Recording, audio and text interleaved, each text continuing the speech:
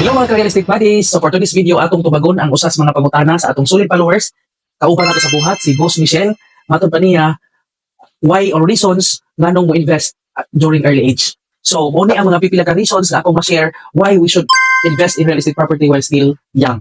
So first is wealth accumulation.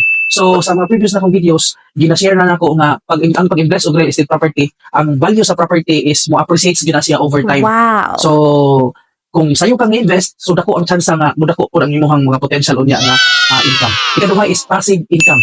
So magka-create po na siya og extra income as mentioned ako sa uban akong mga videos, kay pwede man nimo na siyang parentahan or pwede nimo siyang ibaligya in a higher price. Then ikatulo, early leverage. So kung bata pa kang nga nikuha og real estate property, so dako po na siya og chance nga daghan pa kang makuha or ma-avail nga property kay bata pa man ka, o dako po ang chance nga ma-approve ka sa housing loan either sa bangko or sa pag-ibig tungod kay bata pa man ka.